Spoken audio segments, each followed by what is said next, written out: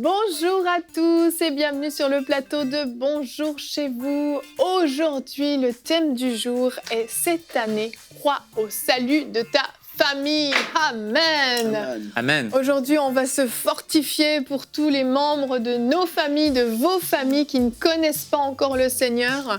Je crois vraiment que si on se décide de prendre ça vraiment à cœur, dans la prière, vraiment à chercher la face de Dieu pour peut-être recevoir des stratégies, mais aussi détenir vraiment la clé du cœur des membres de notre famille qui ne connaissent pas encore le Seigneur, il peut se passer quelque chose. Et à la maison, vraiment que cette année, vous saisissiez ça à bras-le-corps et vous disiez « Allez, cette année, ma famille sera sauvée ». Amen. Amen. Amen. Donc aujourd'hui, on va parler de ça. Je pense qu'on l'aura tous compris et on aura un très beau témoignage en deuxième partie d'émission. Le docteur Moussa Touré, qui est venu il y a quelques semaines sur notre plateau, qui est un homme formidable. Et il a raconté son témoignage qui est juste complètement fou. Et je pense que si vous doutez que votre famille peut être sauvée, en écoutant le témoignage du docteur Moussa, vous allez dire, bon, si Dieu l'a fait pour lui, il peut le faire pour n'importe qui, parce que c'est extraordinaire. Il était musulman, il a rencontré le Seigneur, et c'est juste glorieux la façon dont Dieu l'a visité, l'a touché. Et ça va nous encourager, je crois, vraiment à croire pour l'impossible. Les cœurs les plus fermés peuvent s'ouvrir quand on entend ce témoignage, on en est convaincu. Donc on découvrira ça tout à l'heure en deuxième partie d'émission. Anne, on va commencer avec toi l'émission, t'es prête ? Ah, je suis prête. C'est parfait, donc on commence avec la pensée du jour.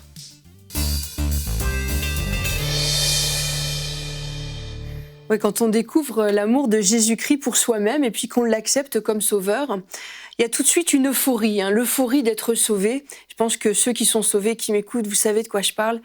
Mais juste après vient une tristesse parce qu'on se rend compte que ceux qui nous entourent, ceux qui nous sont chers et qui ne connaissent pas Jésus comme leur sauveur, eux, ils ne sont pas sauvés. Et après cette euphorie, c'est le temps de passer au suivant. Alors dans certaines familles, ça se fait naturellement. On connaît des familles comme ça qui se sont les uns après les autres convertis, et même certains la même journée, la même soirée, en entendant le même message. Mais malgré cela, c'est pas toujours le cas. Pour beaucoup d'entre nous, quand on vient au Seigneur, commence une longue lutte dans la prière pour nos proches, pour ceux qu'on aime, pour nos amis, pour nos frères, nos sœurs, nos parents. Et ça peut durer parfois des années. Alors, tout ce qui est sûr, c'est que la persévérance est toujours récompensée si on respecte certaines règles. Et la première de ces règles, c'est, vous en doutez, passer du temps dans la prière à présenter nos chairs devant le trône de Dieu. Parce qu'on a déjà une première certitude, c'est que Dieu entend nos prières. Dans la première épître de Jean, au chapitre 5, verset 14, il nous est dit « Nous avons auprès de lui cette assurance que si nous demandons quelque chose selon sa volonté, il nous écoute. » Et demander le salut de quelqu'un, c'est en plein dans sa volonté. Il a donné sa vie pour ça. Alors oui, on est dans la cible et c'est la volonté de Dieu de sauver nos proches. Et il faut cultiver dans notre cœur, c'est la deuxième règle à suivre, il faut cultiver dans nos cœurs cette conviction que Dieu veut les sauver. J'entends beaucoup dans des réunions de prière ou quand on prie entre amis, certains tombent dans le piège d'essayer de persuader Dieu, de le convaincre que il aurait toutes les raisons de la terre de sauver cette personne-là, parce que quand même, c'est quelqu'un de bien, c'est quelqu'un qui fait du bien, c'est quelqu'un qui est comme ci, c'est quelqu'un qui est comme ça. Mais peut-être pour vous décevoir, je vais vous dire que Dieu ne se fait d'illusions sur personne et on ne le convaincra pas qu'une personne est meilleure que l'autre à sauver, parce que Romains 3,10 nous dit « Il n'y a pas un juste, pas même un seul ». Car tous ont péché et sont privés de la gloire de Dieu. Alors si Dieu veut sauver votre mari, votre fils, votre tante, votre sœur, c'est pas parce que c'est quelqu'un de bien, c'est parce qu'il a donné sa vie pour tous les pécheurs et il en fait ou elle en fait partie. Et il ne faut pas tomber dans le piège, ça c'est ma troisième règle à suivre si on veut vraiment avoir du résultat, ne pas tomber dans le piège de les harceler. Alors, moi, j'en ai vu au fil des années dans le ministère qui se désolaient que leurs maris, que leurs enfants ne viennent pas au Seigneur. Mais c'était des gens qui, croyant bien faire, les harcelaient littéralement de « fais pas ci, fais pas ça, Jésus va pas être content, Dieu n'est pas ci, Dieu n'est pas ça. Tu te rends compte, t'es perdu. Si tu meurs dans l'éternité, tu es perdu, tu iras en enfer. » Alors, c'est peut-être vrai, mais c'est pas une façon de procéder. Et ça va plutôt, pour nos proches en tout cas, sur le long terme, être un témoignage d'amour, d'attention. Vous savez, ces marques d'attention, empreintes d'amour qui vont être répétées. Notre témoignage personnel de nos échecs, comment on se relève de nos échecs, la façon dont on aime le Seigneur, notre zèle pour Dieu, l'amour qu'on a et puis nos paroles, des paroles d'amour, de douceur. Et si on a l'Esprit de Dieu sur nous, eh ben, l'Esprit de Dieu va se servir de nous pour toucher nos proches. Donc les harceler, c'est la pire chose à faire et c'est certainement pas le bon moyen de les amener au Seigneur. L'apôtre Pierre dit même dans sa première épître que si quelques-uns, en parlant des maris inconvertis, si quelques-uns n'obéissent pas à la parole, ils seront gagnés sans parole par la conduite de leurs femmes. Donc notre témoignage est vraiment important. Amen, amen. Merci Anne. Moi, je me souviens, mon frère a été le premier à être sauvé dans notre famille. Ensuite, très vite, ma sœur et moi, on a suivi très très vite. Et il était hyper zélé, comme tu dis, au début de ta pensée, Anne. Vraiment, il parlait du Seigneur à tout va. Et puis, il y avait des confrontations avec mon père même. Mais c'était spécial parce que dans mon cœur, en fait, j'avais toujours cette conviction que ce qu'il était en train de dire, ces paroles qu'il disait par rapport à Jésus qui nous avait sauvés, c'était la vérité. Il y avait quelque chose qui résonnait en moi. Et je pense que ces témoins qu'on a dans notre famille qui ont plus ou moins de sagesse, et effectivement, Anne, je te rejoins tout à fait sur le harcèlement qui produit souvent l'effet inverse, mais ces témoins qu'on peut être dans nos familles, ces lumières qu'on est, on dépose des choses dans le cœur des gens, on ne sait pas exactement à quel moment ça va germer, mais on dépose des choses par notre amour, par notre douceur, par notre façon de nous comporter, par notre générosité, l'attention qu'on peut porter, les fruits de l'esprit qui sont manifestés, et ça a une valeur exceptionnelle. On va regarder notre verset du jour tout de suite, et Anne, après, tu as 2 beaux témoignages que tu vas nous partager. Alors, notre verset du jour qui est dans 2 Pierre 3 au verset 9. « Le Seigneur ne tarde pas dans l'accomplissement de la promesse comme quelques-uns le croient, mais il use de patience envers nous, ne voulant pas qu'aucun périsse, mais voulant que tous arrivent à la repentance. » Ce verset doit vraiment nous encourager de se dire « Ok, je pense que le Seigneur, il aurait voulu revenir depuis longtemps, surtout quand on voit ce qui se passe, mais Dieu use de patience.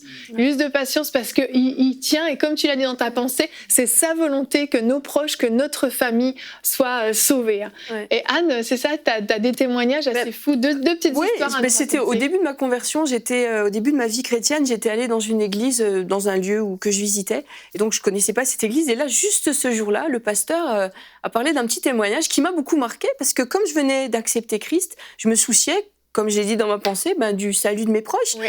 Puisque j'ai réalisé que mes parents étaient perdus, que mes sœurs étaient perdues, que mes grands-parents, tout le monde était perdu. Et il a dit ça à la fin de sa prédication, puis je pense que c'était même pas dans ses notes.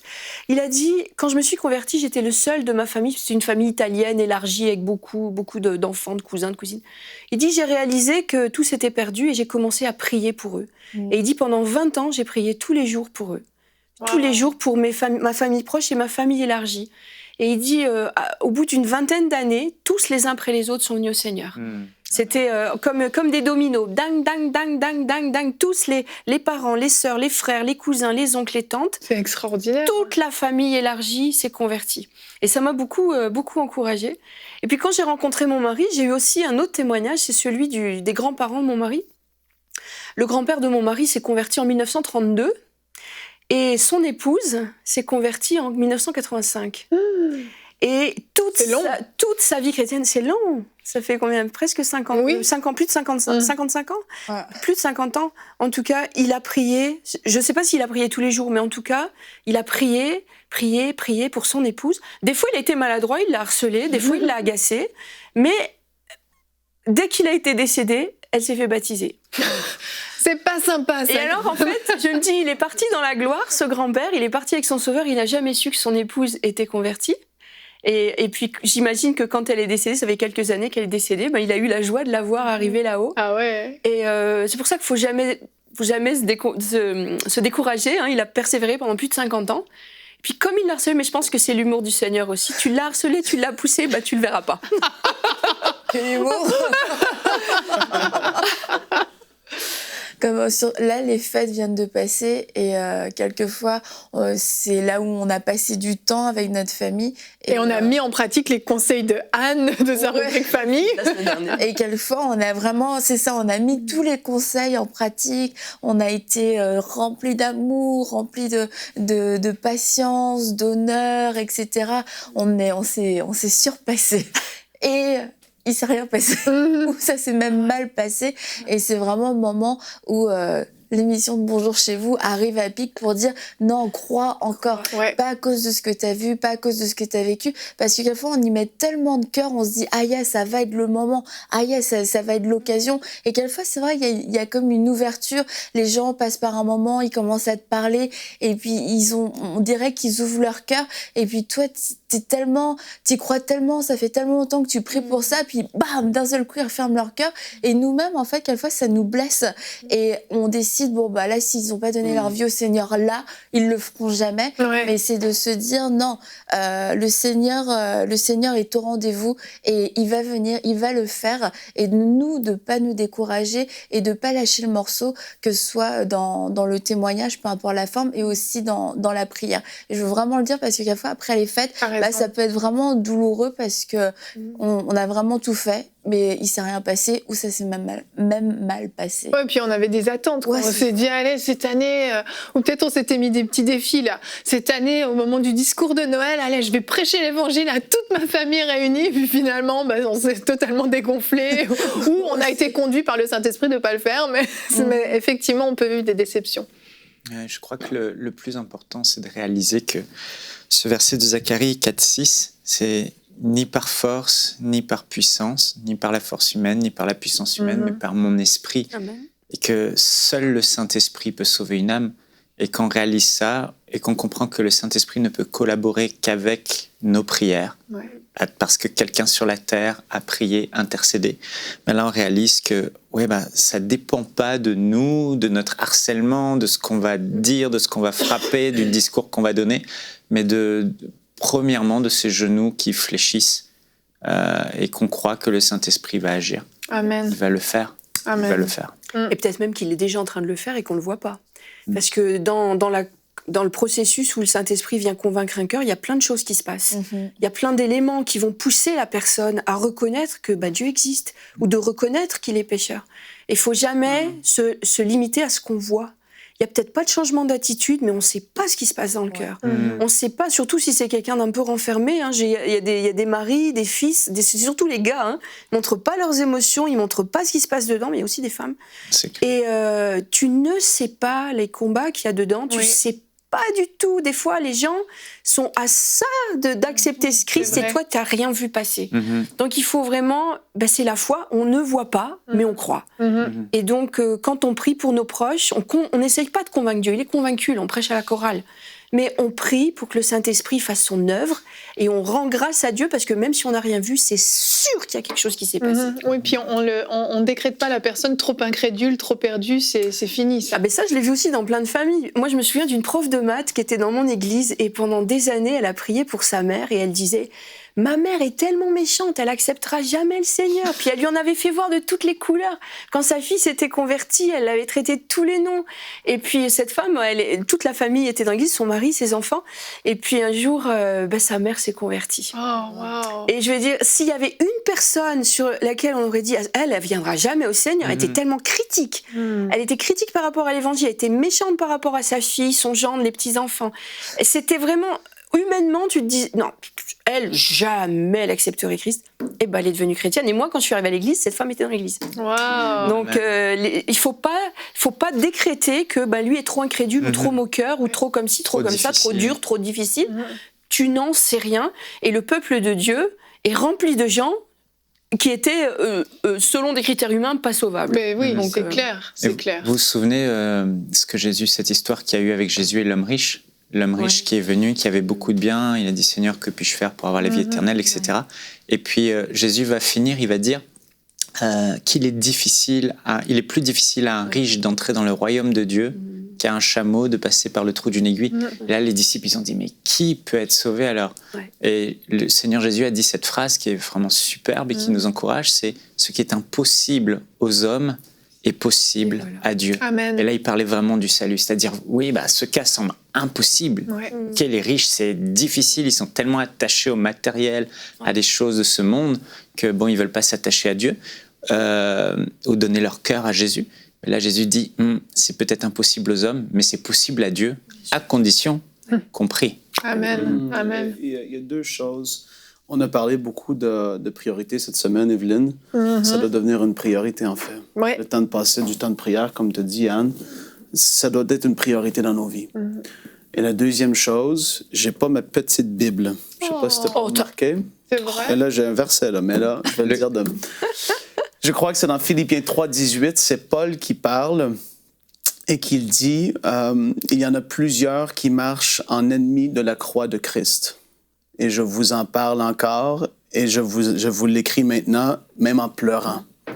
Et le fait qu'il y avait des gens qui marchaient en ennemi de la croix de Christ, des gens qui étaient contre Christ, contre l'Église, qui n'avaient pas Christ dans leur vie, qui n'avaient pas Jésus dans leur vie, ça le touchait encore profondément. Il dit, j'écrivais, t'imagines, Paul était là, il écrivait sa lettre aux Philippiens et il pleurait.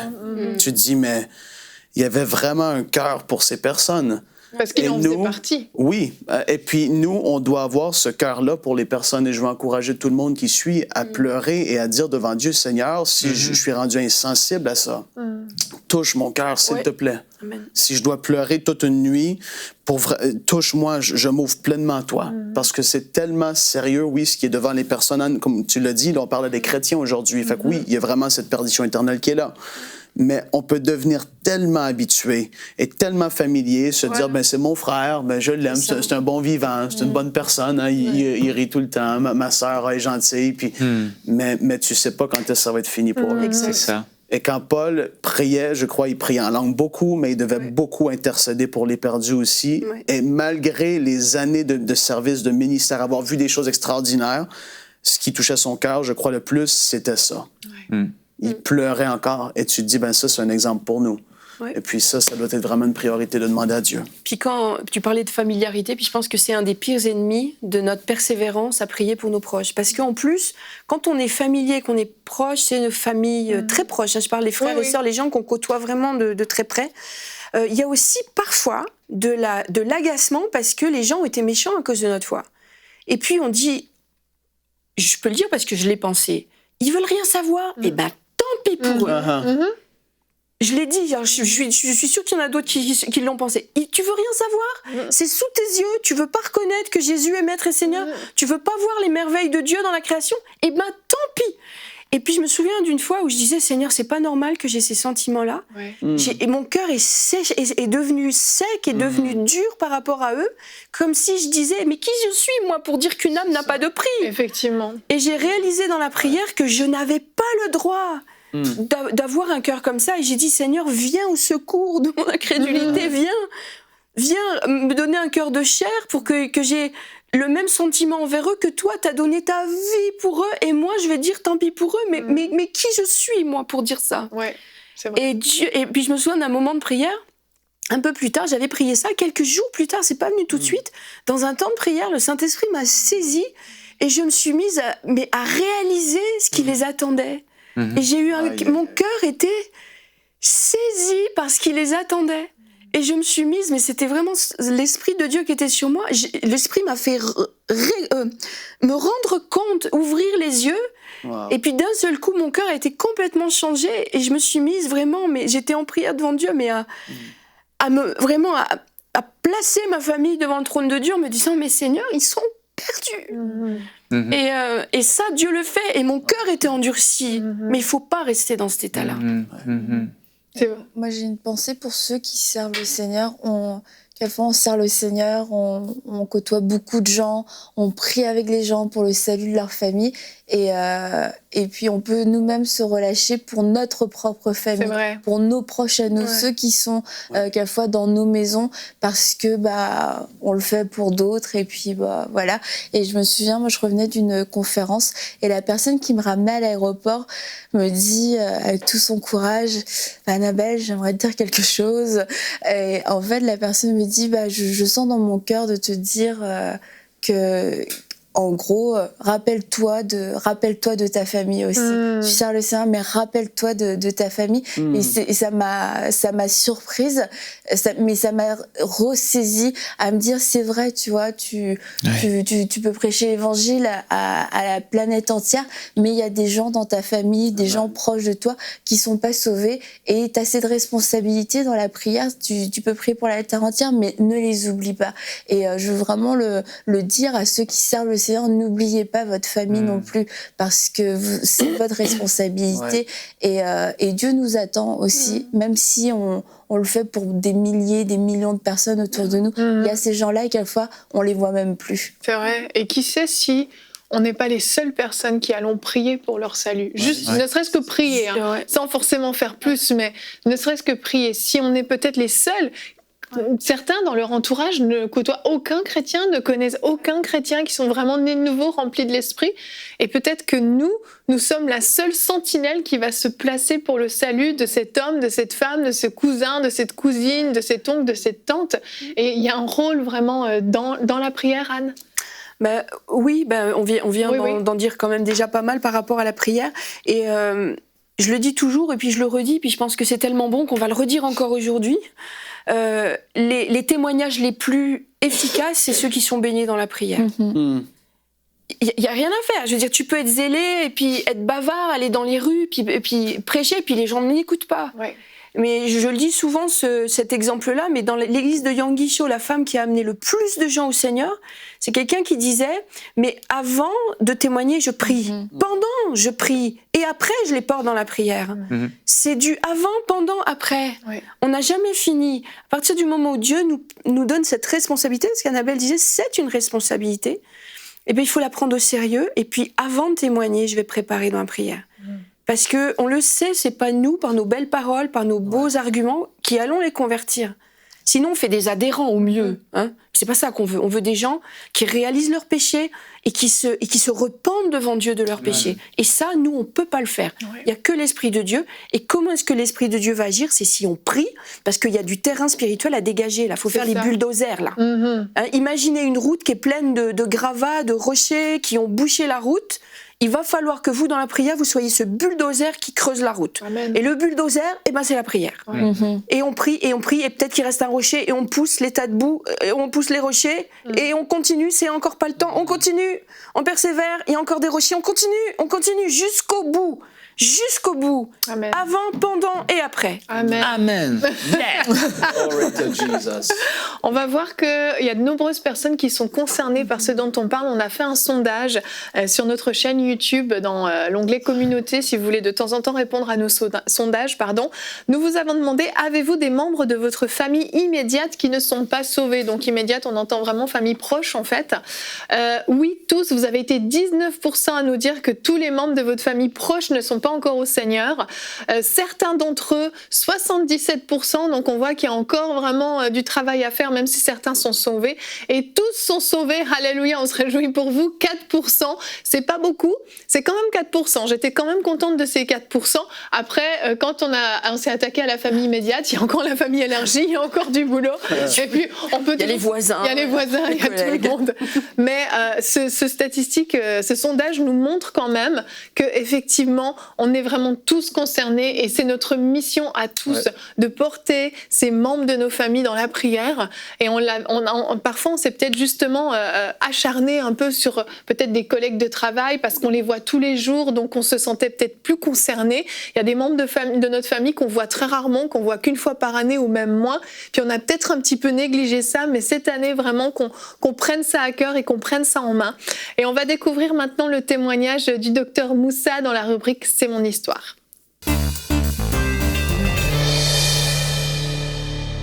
Et on se retrouve pour la rubrique « C'est mon histoire ». Aujourd'hui, j'ai le grand honneur d'avoir avec moi le docteur Moussa Touré. Bonjour docteur Moussa. Bonjour Evelyne. Comment allez-vous? Très bien. Super, merci d'être ici dans la rubrique « C'est mon histoire ». C'est mon plaisir.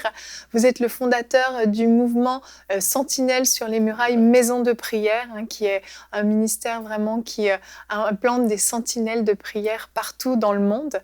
Et aujourd'hui, docteur Touré, vous venez nous partager le témoignage de votre conversion, qui est assez extraordinaire, il faut le dire. Oui. Vous êtes né dans une famille musulmane au Burkina Faso, c'est bien ça? Oui, c'est ça. Et votre maman était très malade. Oui.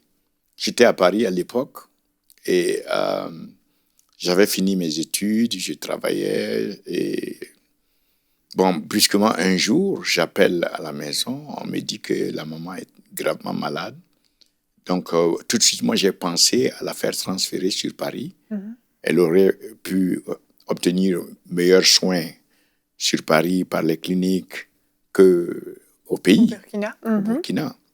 Donc, c'est là qu'on m'a répondu pour me dire non, il vaut mieux que tu prennes l'avion et que tu viennes le plus vite possible si tu veux encore la voir vivante. Ouf.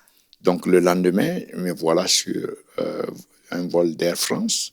Je descends sur Ouagadougou. Et effectivement, je la trouve couchée.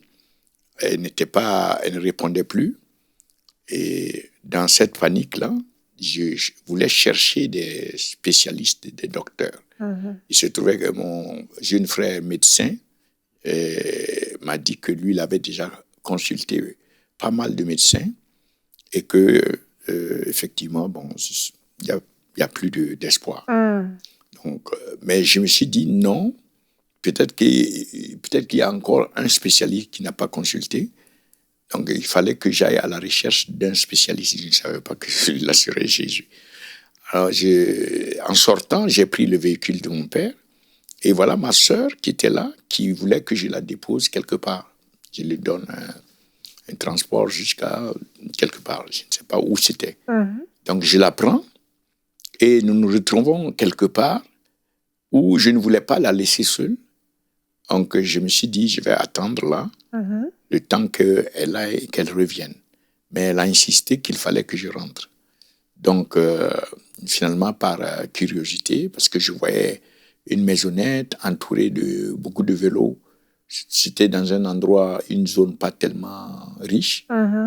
Donc, je descends finalement, je rentre dans ce lieu et je me rends compte que ces gens étaient sérieusement pauvres.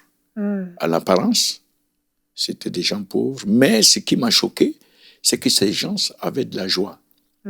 Et des gens qui chantaient, qui bougeaient.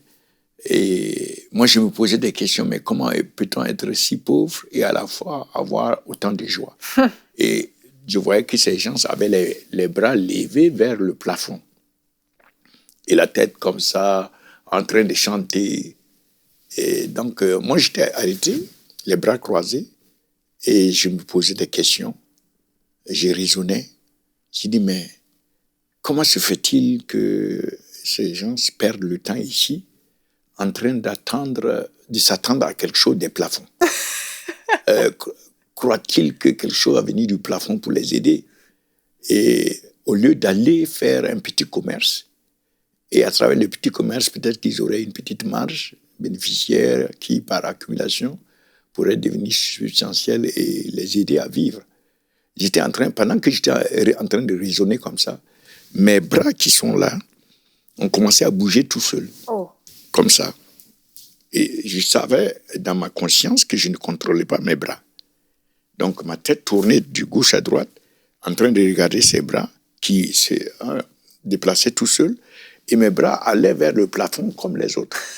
Et à un moment donné, ma tête, puisque je regardais mes bras de droite à gauche, c'est comme si on a saisi ma tête et on a soulevé mon visage vers le plafond. Donc je me suis retrouvé dans cette position, comme eux, en train de regarder le plafond. Et c'est en ce moment que le son a coupé. Je n'entendais plus rien autour de moi. Et une grande lumière est apparue. En ce moment, je ne savais plus réellement où j'étais. Mais il y avait une telle paix incroyable.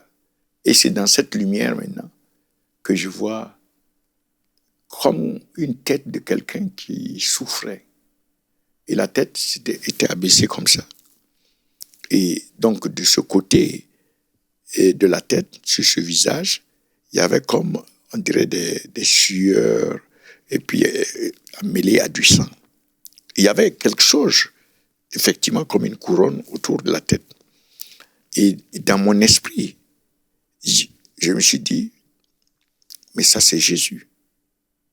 Et pendant que je suis arrêté comme ça, j'entends maintenant sa voix. Mais il n'ouvrait pas la bouche. Mais la voix résonnait à l'intérieur de moi.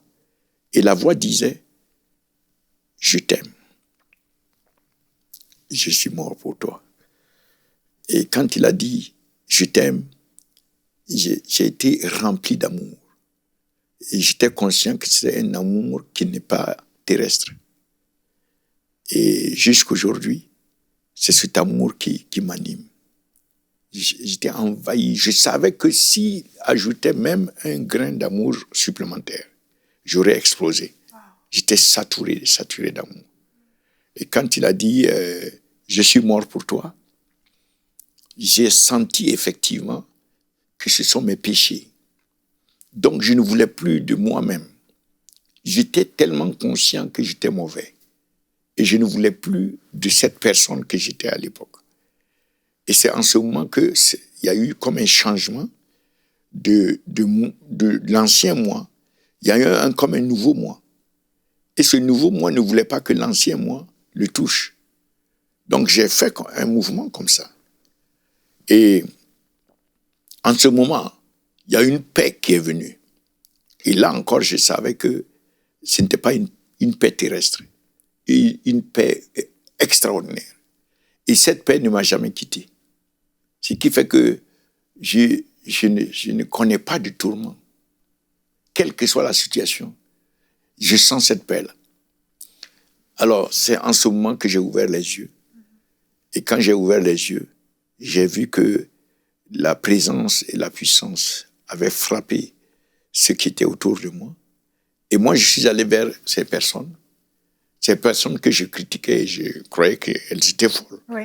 Je les reprenais dans mes bras comme ça. Wow. Et j'avais un sentiment d'amour pour ces personnes, c'est-à-dire des familles. C'est comme si c'était ma famille la plus proche, la famille la plus proche que je puisse avoir. Wow. Ce sont ces personnes-là. Et c'est là que j'ai dit à ma sœur, j'ai dit, il faut qu'on parte. Non, avant cela, j'ai avancé. Je me suis fait un chemin. J'ai bousculé, je ne connaissais pas le protocole d'église. Oui. J'ai bousculé les gens qui étaient devant moi. Et je me suis retrouvé devant la personne qui est censée être le pasteur. Et il y avait effectivement un pupitre, une sorte de table, petite table devant la personne. Et j'ai tapé sur la table. J'ai dit, écris mon nom. Je suis l'homme de Jésus. Et j'ai fait demi-tour. Et je suis sorti. Wow. J'ai demandé à voir une Bible. Et lorsqu'on est arrivé à la maison, je me suis enfermé dans la chambre. Et j'étais en train de lire. Il se trouve que quand j'ai ouvert la Bible, c'était dans le livre de Matthieu.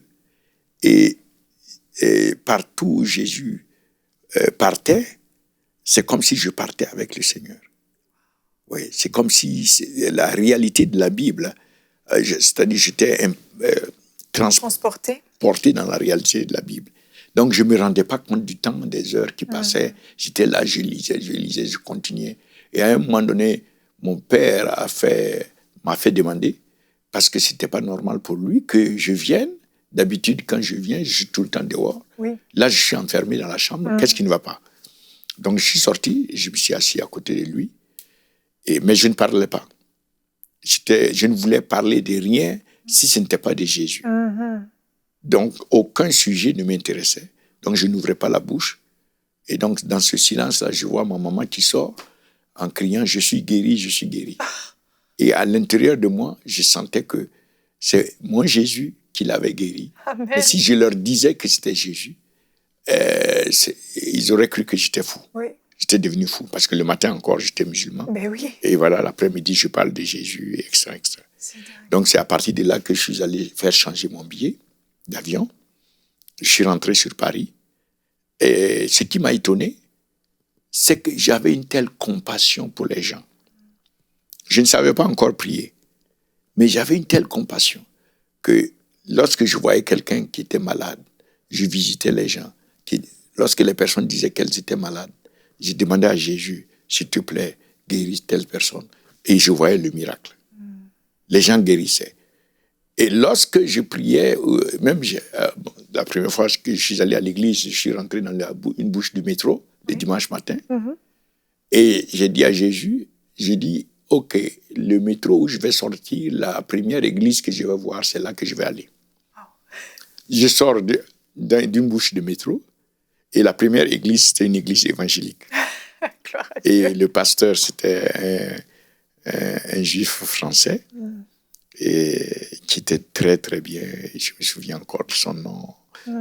Mais c'est que chaque dimanche, lorsqu'on demandait qui voulait accepter Jésus, j'étais le premier à lever ma main et j'avançais, j'acceptais Jésus jusqu'au jour où on m'a appelé pour me dire non, ça ne se passe pas. Il n'y a plus besoin là. Voilà, exact. Mais je disais à tout le monde, si vous avez des requêtes, vous voulez que Jésus fasse quelque chose pour vous, donnez-moi votre requête, je vais lui en parler. Parce que moi, je leur disais, je suis le fils de Jésus. Wow. J'étais convaincu que j'étais le fils de Jésus et j'étais convaincu qu'il était mort pour moi. Juste vous. Voilà, juste moi. Et c'est à travers les enseignements que j'ai compris que, à cause de son amour et de sa grâce, il est allé à la croix pour toute l'humanité. Amen. Et il veut que toute l'humanité soit sauvée. Et cela m'a touché. Et j'ai reçu cet amour de Christ pour toute l'humanité. J'ai commencé à placer des cartes du monde. Et je disais seulement, le sang de Jésus couvre l'Amérique, le sang de Jésus couvre l'Europe, le sang de Jésus. C'est comme ça que je priais, j'appliquais. Okay. Et petit à petit, amené jusque dans l'intercession. Et la première fois que j'entendais le mot intercession, je ne comprenais pas. Je lui posais des questions. Et j'étais à genoux un jour en train de prier. Et je vois qu'il est venu s'arrêter à côté. Il me dit, prends la Bible. Je prends la Bible. Il me dit, ouvre Ésaïe 53. Donc je cherche Ésaïe 53. Et quand j'ai vu Ésaïe 53, toutes les lettres du chapitre se sont illuminées, comme s'il y avait des ampoules à l'intérieur. Et me dit, lis ça. Et c'est à partir de là que j'ai compris j'ai commencé à comprendre l'intercession à partir d'Ésaïe 53. Wow. Voilà comment les choses sont passées. Docteur Touret, oui. J'aimerais que vous puissiez vous adresser aux téléspectateurs qui ne connaissent pas encore le Seigneur, mais qui ont besoin eux aussi de donner toute leur vie. C'est simple. Il faut simplement demander à Jésus de venir dans votre cœur et il viendra. Répétez seulement avec moi, Seigneur Jésus, je sais que je suis pécheur. Et si je mourais aujourd'hui, j'irais en enfer. Mais à cause de ta grâce et de ton amour, tu es venu sur la croix, tu as donné ta vie pour moi.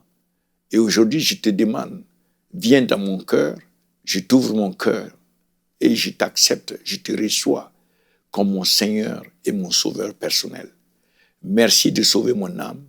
Merci de faire de moi un enfant de Dieu. Merci de pardonner tous mes péchés.